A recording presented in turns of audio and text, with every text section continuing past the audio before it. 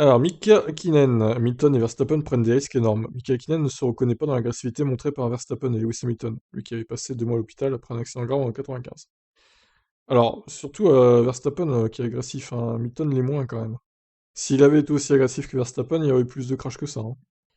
Bon alors, du coup, je vous passe l'intro, hein, nanana.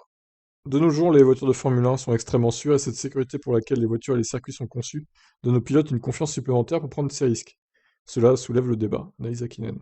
C'est vraiment compliqué quand on est assis sur un canapé, quand on est au Grand Prix, et qu'on regarde depuis le paddock club ou dans le paddock, sans être assis dans la voiture, sans avoir cette pression où l'on sait que chaque point compte à la fin de la saison, qu'il faut prendre ses risques. Mais est-ce mon style de faire les choses qu'ont faites ces deux pilotes? Pas vraiment. Ce n'est pas mon style, et la raison pour laquelle ce n'est pas mon style, c'est que j'ai eu un accident très grave, il y a de nombreuses années en Formule 1. J'ai passé beaucoup de temps à l'hôpital, et je sais la douleur que c'est, quand ça tourne mal. Je la connais, cette douleur, ces deux pilotes ne connaissent pas ça. Alors ils prennent des risques énormes, et ils comptent beaucoup sur la sécurité de la voiture et du circuit.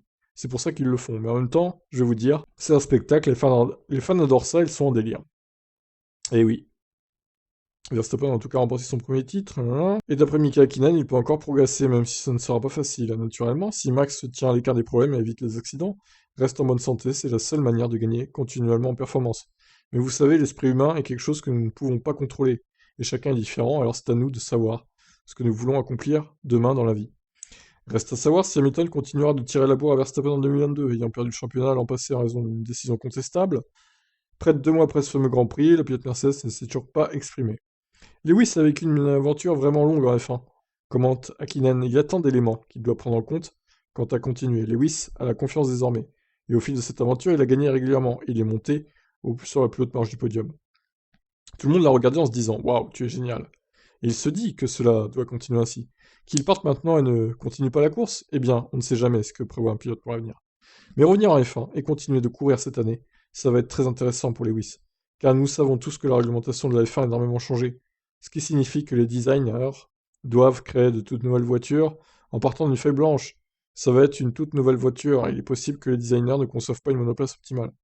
Or, si cela arrive à Lewis, s'il n'a pas une voiture optimale, ça va être vraiment dur à accepter. Quand on est au sommet de la montagne et qu'on gagne tout le temps, il faut commencer à escalader la montagne à nouveau, parce qu'on n'a pas la meilleure voiture, alors il faut gérer ses émotions. Ça va vraiment être dur. Il y a donc beaucoup de points d'interrogation. Nous ne savons pas s'il va revenir en course, mais espérons-le. Voilà, la petite chronique de Mika Hakkinen, hein, évidemment, comme d'habitude. Bon, eh ben écoutez, voilà, avec cette magnifique pub pour les croquettes pour chat à droite, magnifique. Voilà, eh ben, il a tout dit, hein, je crois que on verra ce que ça donne donc en 2022. Espérons que Lewis soit là, comme prévu. Allez, ciao ciao.